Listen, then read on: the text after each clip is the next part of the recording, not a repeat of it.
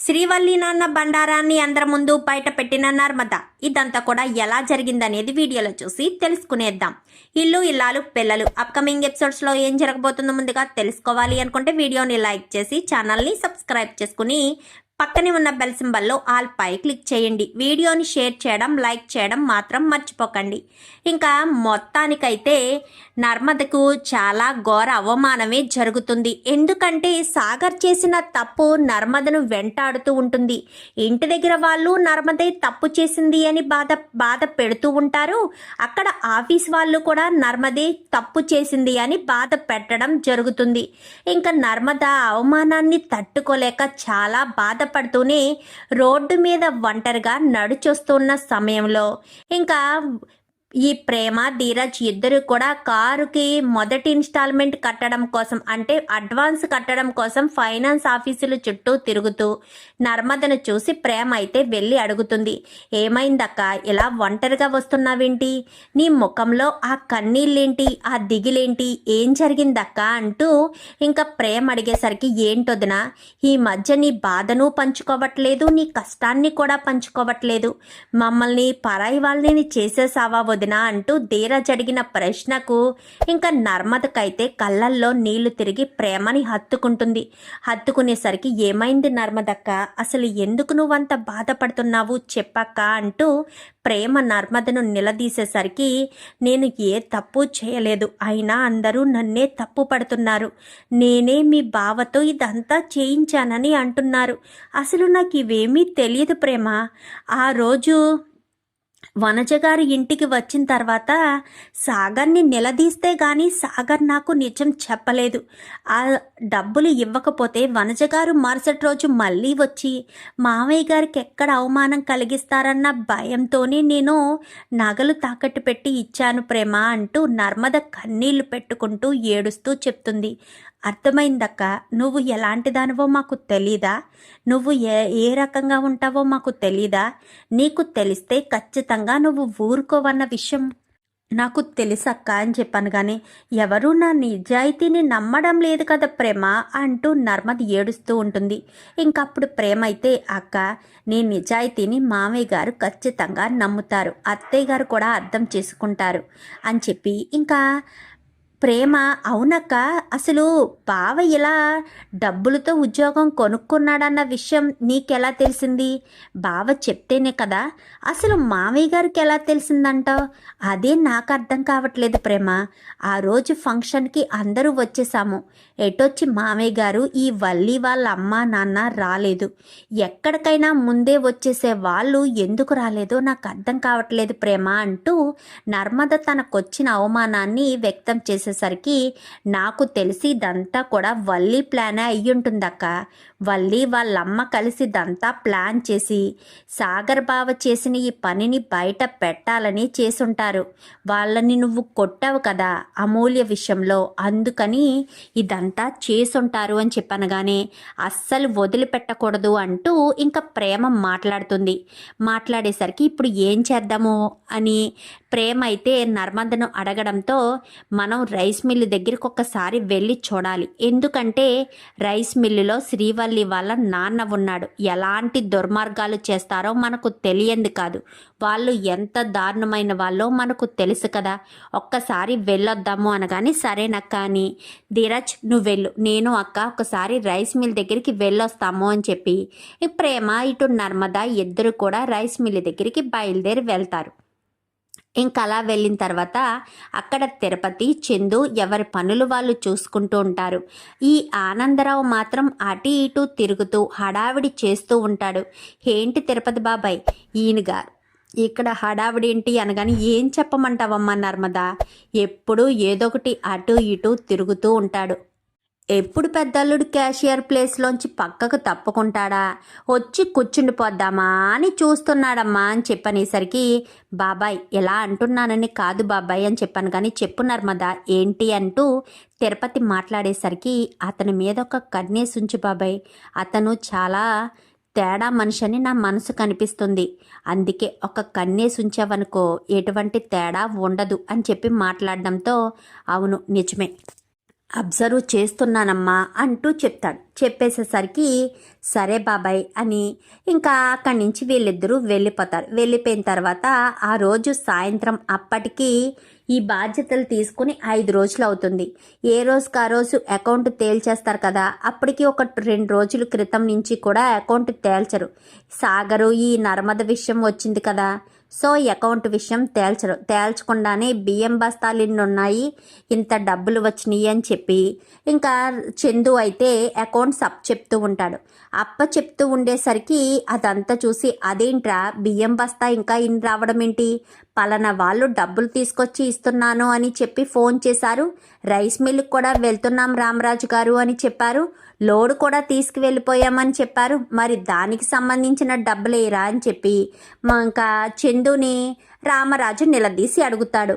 అదేంటి నాన్న, అవన్నీ ఇవే, వాళ్ళెవరూ నాకు వచ్చి డబ్బులు ఇవ్వలేదు, లోడు మాత్రం పంపించామంతే, డబ్బులు మాత్రం నాకెవరూ అప్పచెప్పలేదు నాన్న అంటూ మాట్లాడడంతో అదేంటి బావగారు, డబ్బులు ఇవ్వకుండా మీరు లోడ్ ఎలా అప్పచెప్పారు, మీ నాన్నగారికి చెప్పాం బాబు లోడ్ ఇవ్వండి అని అన్నారు, అందుకని లోడ్ పంపించాం నర్మదా, అంతేగాని డబ్బుల విషయం ఆయన ఎత్తలేదు, నేను మాట్లాడలేదు అని చెప్పి ఇంకా చందు చెప్పేసేసరికి అలా ఎలా సైలెంట్గా ఊరుకుంటావరా, నేను పంపించమంటే మాత్రం అలా ఎలా పంపించేస్తావు, డబ్బుల విషయం అడగాలి కదా, ఆయన నాకు చెప్పింది డబ్బులు తీసుకుని వెళ్తున్నాననే చెప్పాడు తప్ప అరువని ఏమీ నాకు చెప్పలేదు, మరి నువ్వెందుకు డబ్బులు ఇవ్వకుండానే లోడ్ తీసుకువెళ్లారని మాట్లాడుతున్నారు, మామయ్య గారు ఒక్కసారి ఆ వ్యక్తికి ఫోన్ చేస్తే కదా అసలు విషయం తెలుస్తుంది అని చెప్పి ఇంకా వీళ్ళిద్దరూ సలహా ఇవ్వడంతో వెంటనే రామరాజు అతనికి ఫోన్ చేస్తాడు. కానీ అతను ఫోను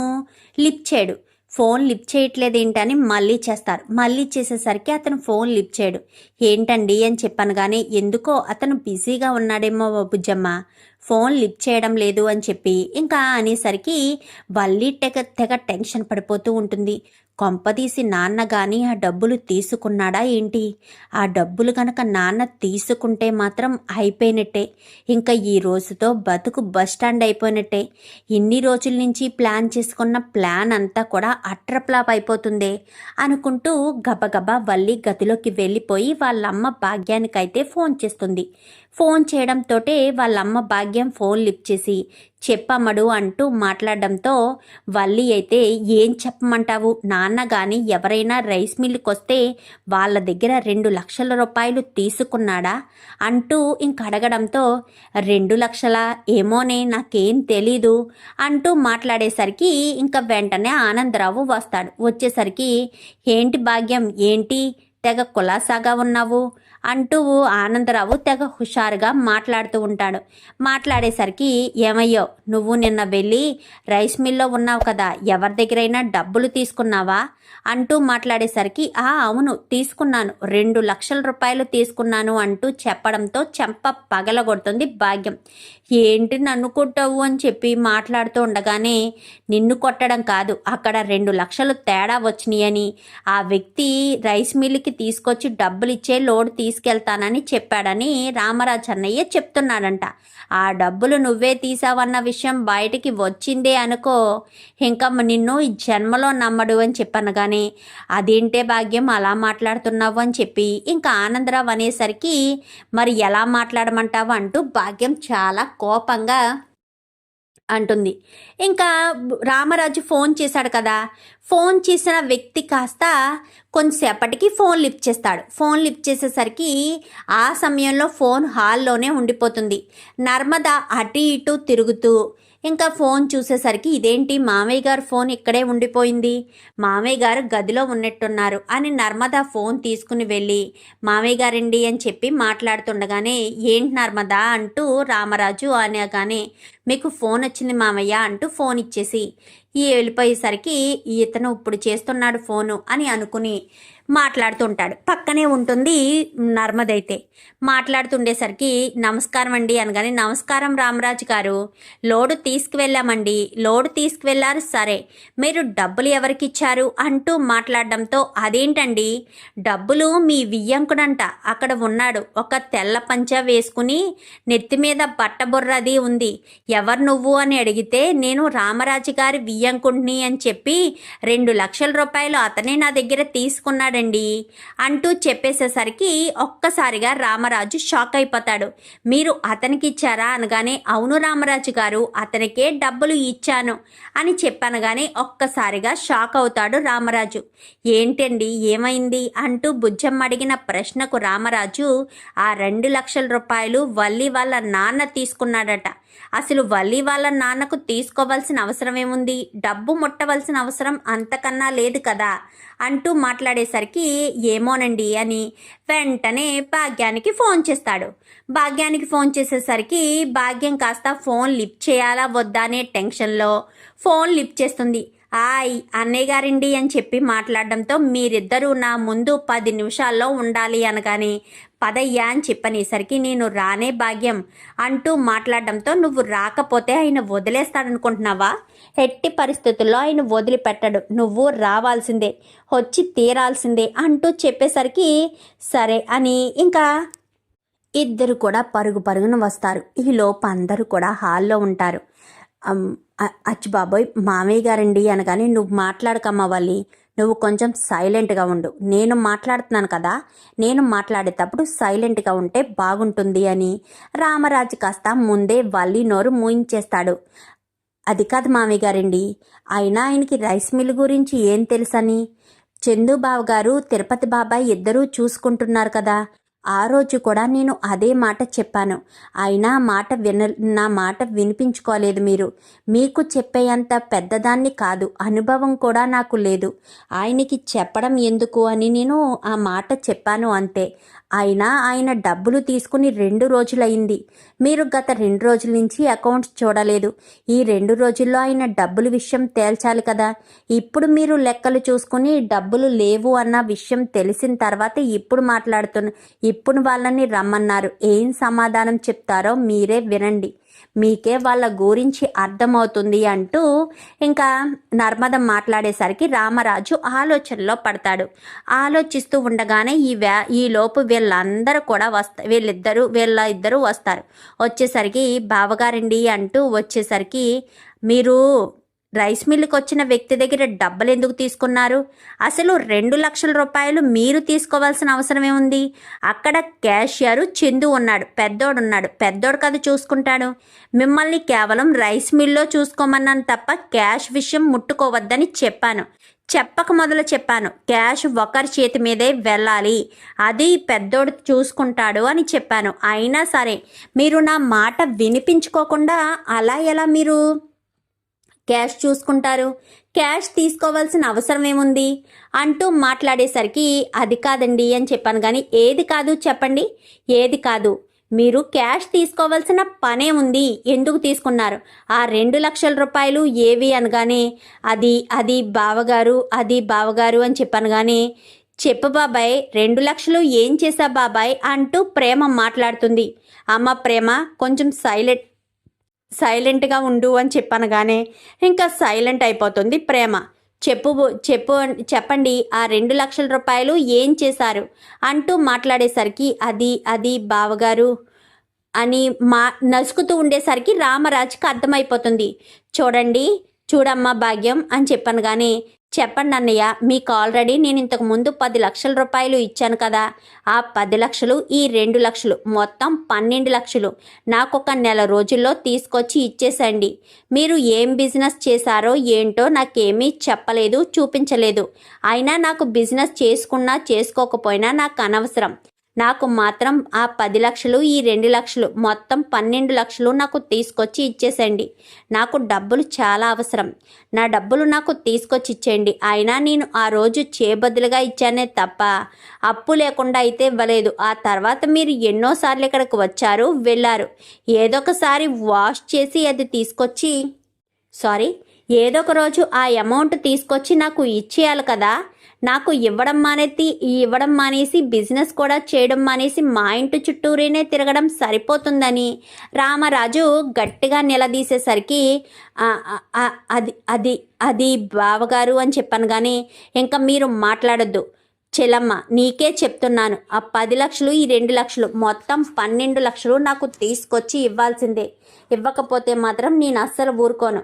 వెళ్ళండి ఇక్కడి నుంచి అని చెప్పాను. కానీ ఇంకా ఒక్కసారిగా షాక్ అయిపోతారు. ఇదేంటిది ఇలా జరిగింది? ఇప్పుడు ఈ డబ్బులన్నీ నేను ఎక్కడి నుంచి తీసుకురావాలి? ఈ 2 లక్షలు తీసుకెళ్ళి ప్యాకాట్లో తగలేసుకొచ్చాడు. ఆ 10 లక్షలు ఏమో అలా పోగొట్టుకుని వచ్చాడు అని భాగ్యం అయితే బయట నిలబడి ఆలోచన చేస్తూ ఉంటుంది. ఏంటమ్మా ఎక్కడ కూర్చున్నావు అని చెప్పి మాట్లాడుతుండగా, ఏ మామయ్య గారు చెప్పింది నీకు వినబడలేదా? ఉన్న అన్నం తినేసో ఉన్న భోజనం చేసేసి వెళ్ళి ఒక నెల రోజుల్లో 12 లక్షలు తీసుకురమ్మని చెప్పారు కదమ్మా. వెళ్ళి 12 లక్షలు తీసుకురండి అని చెప్పి ఇంకా వల్లి అనేసరికి, అమ్మడు అదేంటమ్మడు నువ్వు అలా మాట్లాడుతున్నావు? నువ్వు కాకపోతే మాకు ఎవరు తోడుగా ఉంటారమ్మడు?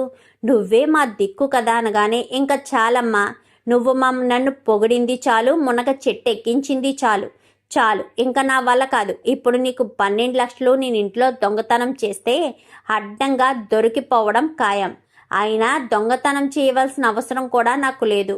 ఎంత నువ్వు ప్రాబ్లంలో ఉంటే మాత్రం నేను మాత్రం ఎట్టి పరిస్థితుల్లోనూ హెల్ప్ చెయ్యలేను. కావాలంటే నువ్వే నాన్న ఇద్దరూ కలిసి మా మావయ్య కాళ్ళ మీద పడి క్షమాపణ అడిగి ఆ డబ్బులు ఇవ్వలేను అంటూ నిజాన్ని ఒప్పుకోండి. అంతకు మించి నేను ఏమీ చేయలేను.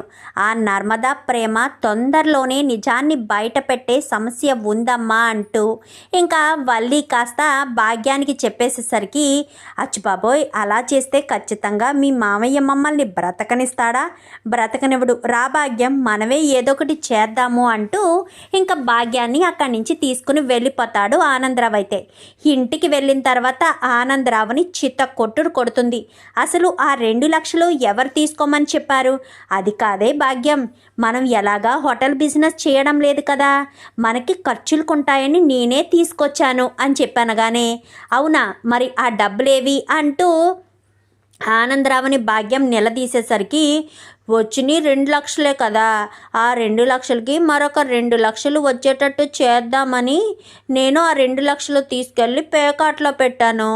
వాళ్ళు నన్ను మోసం చేసి తీసేసుకున్నారే భాగ్యం అని చెప్పి ఏదో చంటి పిల్లాడు చాక్లెట్ పోగొట్టుకుంటే ఎలా మాట్లాడతాడు అలా మాట్లాడతాడు ఆనందరావు. అయితే అలా మాట్లాడేసరికి భాగ్యానికి పిచ్చ కోపం వస్తుంది.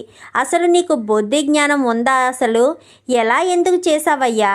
ఇప్పుడు చూడు, 12 లక్షల రూపాయలు అన్నయ్య గారు తీసుకురమ్మంటున్నారు. ఎక్కడి నుంచి తీసుకురావాలి? పైగా నువ్వు చేసిన పనికి ఇంతకు ముందు ఆల్రెడీ 10 లక్షలు పోగొట్టుకున్నాము.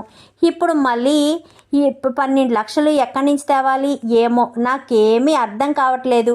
ఇప్పుడు మళ్ళీ ఇలాంటి సిచ్యువేషన్ తీసుకొచ్చావు.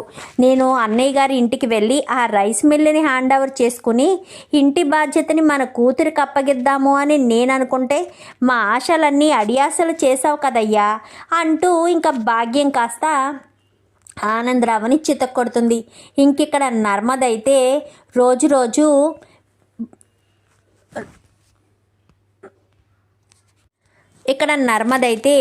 రోజు బుజ్జమ్మను బ్రతిమాలడం, నేను ఏ తప్పు చేయలేదత్తయ్య అంటూ బ్రతిమాలడం చేస్తూ ఉండేసరికి, నువ్వు నాతో మాట్లాడొద్దు నర్మదా, నన్ను ఇంత మోసం చేస్తావని అనుకోలేదు. గవర్నమెంట్ కోడలు అంటూ నిన్ను నెత్తికెక్కించుకున్నందుకు నాకు బాగా గుణపాఠం చెప్పావు. ఈ రకంగా ఇంత దారుణంగా నాకు గుణపాఠం చెప్తావని కలలో కూడా అనుకోలేదు అంటూ మాట్లాడేసరికి, అది కాదు అని చెప్పాను. కానీ నువ్వు ఏం చెప్పినా నేను నమ్మే పరిస్థితుల్లో లేను. దయచేసి ఇక్కడి నుంచి వెళ్ళిపో. అయినా ఎంతో కోపంగా ఇంట్లోంచి వెళ్ళిపోవాలి అని అనుకున్నారు కదా అంటూ బుజ్జమ్మ మాట్లాడేసరికి, అదేంటత్తయ్య, నేను మా అమ్మా నాన్నలు కాదని ఇంటికి వచ్చినప్పుడు మీరే నా తల్లి తండ్రి అనుకున్నాను. తప్పు చేసింది సాగర్ అయితే నింద మొత్తం నా మీదే పడింది. తప్పంతా నేనే చేయించానన్నట్టు అందరూ నన్నే తప్పు పడుతున్నారు. అసలు సాగరు ఈ ఉద్యోగం కొన్న విషయమే నాకు తెలీదు. వనజ గారు ఎప్పుడైతే ఇంటికి వచ్చారో అప్పుడే నాకు ఆ విషయం తెలిసింది. విషయం తెలియడంతో నేను సాగర్ని నిలదీసి అసలు విషయం తెలుసుకుని మళ్ళీ వనజ గారు ఇంటికొచ్చే పరిస్థితి తీసుకురాకూడదు అన్న ఉద్దేశంతోనే నా నగలు తీసుకెళ్ళి అమ్మేద్దాం అనుకున్నాను. కానీ సరైన వచ్చే డబ్బులు లేకపోవడంతో తాకట్టు పెట్టి అవి ఇవి కలిపి తాకట్టు పెట్టి అప్పు చేసి ఆవిడికి 20 లక్షలు ఇచ్చేసి వచ్చాను. అది అర్థం చేసుకోకుండా నేనే తప్పు చేశాను, నేనే తప్పు పని చేశాను అంటూ మాట్లాడుతున్నారు. వనజ గారికి డబ్బులు ఇవ్వడం కోసమే కదా ఇదంతా చేశాను. అసలే మామయ్య గారి ఆరోగ్యం అంతంత మాత్రంగా ఉంది కదత్తయ్య. అలాంటి తప్పుడు నేను ఎలా మామయ్య గారికి ఈ విషయం చెప్పగలను అంటూ నర్మద కళ్ళంట నీళ్లు పెట్టుకుంటుంది.